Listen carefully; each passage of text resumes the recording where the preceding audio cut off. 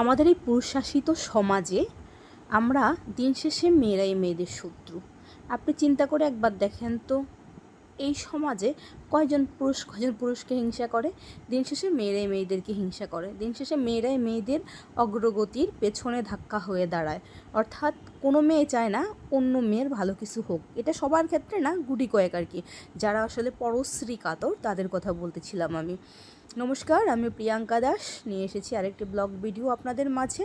আসলে আজকে যে কথাগুলো বলবো অত্যন্ত সাবলীলভাবে বলতে চেষ্টা করতেছি আমি। আসলে আপনি এখনকার ম্যাক্সিমাম মেয়েরা হলো ক্যারিয়ার সচেতন। একটা ক্যারিয়ার সচেতন মেয়ে যখন বিয়ে হয়ে শ্বশুরবাড়িতে আসে, আপনি তাকে দিয়ে 10 দিন রান্না করাবেন, আপনি তাকে দিয়ে কাপড় কাচাবেন, আপনি তাকে দিয়ে ঘর মোছাবেন, আপনি তাকে দিয়ে আপনি ঘরের সব কাজ করাবেন। এটা যদি আপনি এক্সপেক্ট করেন, এটা কখনোই সম্ভব না। কারণ একজন সচেতন মেয়ে, তার ক্যারিয়ার সচেতন, সে বাইরে যাবে, সে জব করবে, বাচ্চা সামলাবে, সে ব্যাংক সামলাবে, অ্যাকাউন্ট সামলাবে, তার বাইরের জগৎটা কমপ্লিট করে যদি সে সময় দিতে পারে, হ্যাঁ, সেটা আপনার জন্য বেনিফিটেড।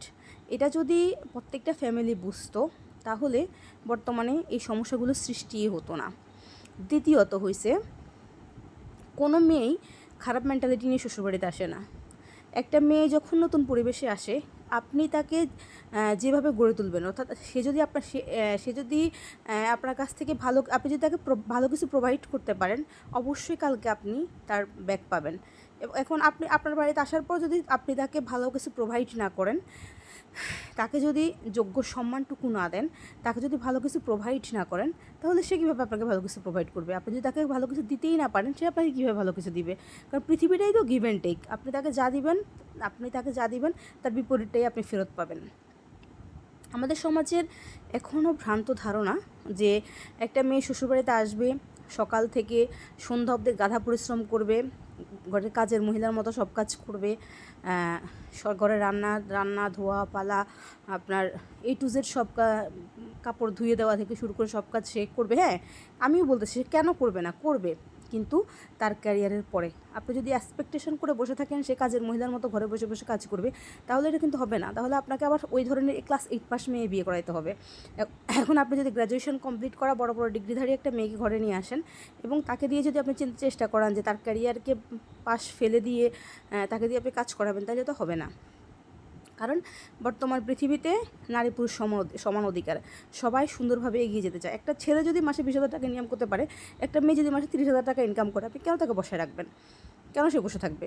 একটা ছেলে যদি জিপিএ 3 পায় বা জিপিএ 5-এর জায়গায় যদি সে আউট অফ 4 পায়, একটা মেয়ে যদি জিপিএ 5 পায়, আপনি কোন লজিকে তাকে ঘরে বসায় রাখবেন বা সে বসাতে রাখবে? এখন অনেকেই আছে মেয়েদের কোনোরকম ম্যাট্রিক পাস করে বিয়ে দিয়ে দেয়, সেটা আলাদা বিষয়। সেটা আপনি আপনার বাচ্চাদেরকে গড়াইতে পারেন নাই বা গড়তে পারে নাই, বা তারা জীবনে মূল স্রোতে যেতে পারে নাই, তাদের কোনো অ্যাচিভমেন্ট নাই, সেটা তাদের নিরন্তর ব্যক্তিগত ব্যাপার। কারণ তাদের জন্মই হয়েছে অন্যকে রান্না করে খাওয়ানোর জন্য। প্রত্যেকটা মেয়েকে আপনি একটা মেয়েকে ঘরে নিয়ে এসে যদি আপনি তার সাথে ক্যাচাল করেন, আপনি যদি এক্সপেক্ট করেন সে আপনার শাড়ি কাপড় ধুয়ে দিবে, সে আপনার ওয়াশরুমে যাওয়ার পানি এনে দিবে, সে আপনাকে পান বানায় খাওয়াবে, সে আপনাকে রান্না করে খাওয়াবে, এটা কি সম্ভব? এটা সম্ভব না, কোনোদিনও সম্ভব না। কারণ তাকে ঘরে বাইরে দুটোই সামলাতে হচ্ছে। এবং একটা মেয়ে যখন নতুন পরিবেশে আসে, আপনি তাকে যা শেখাবেন, আগামীকালকে আপনি তারে ফিডব্যাক পাবেন। সম্পর্কটা হলো গিভ অ্যান্ড টেক। আপনি আমাকে যা দিবেন, আপনি তার বিপরীতটাই ফেরত পাবেন না, সেটাই পাবেন। ধন্যবাদ সবাইকে।